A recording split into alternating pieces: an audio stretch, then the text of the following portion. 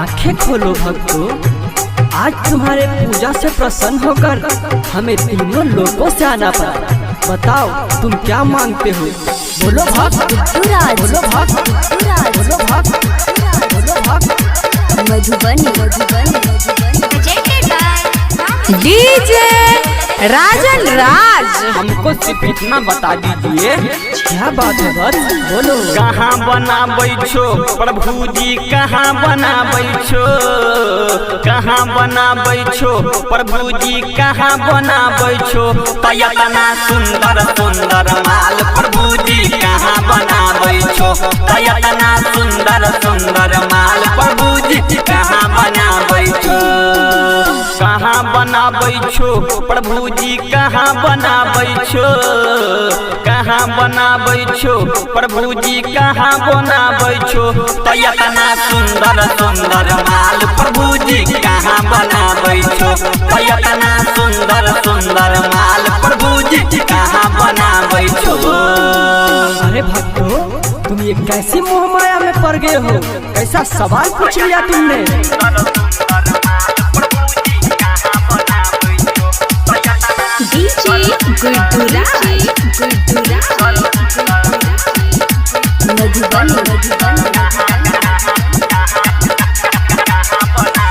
त्रिम त्रिम त्रिम। अरे बस ये कैसी सवाल आती है तुम लोगों के मन में? हमने तो सोचा था कि तुम इस तपस्या से कुछ और मांगोगे प्रभु से। होठ में लाली, कान में बाली, लागै छै कटरीना। अरे बस ये किसका नाम ले रहे हो? ये तो एक फिल्मी हीरोइन है। हाँ हाँ, होठ में लाली, कान में बाली, लागै छै कटरीना। देखी के ये कर सेक्सी बदनिया मुश्किल भेलै जीना।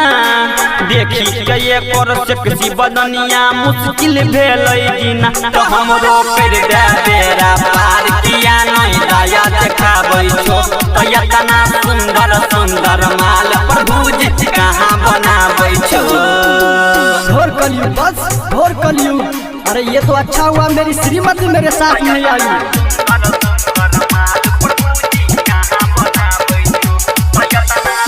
डीजे राजन राज।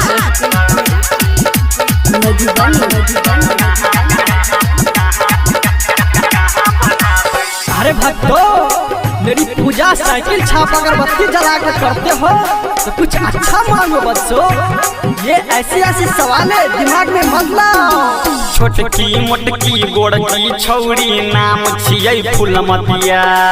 अरे रे रे बस, ये तो एक शादीशुदा औरत है, इस पर ध्यान मत दो।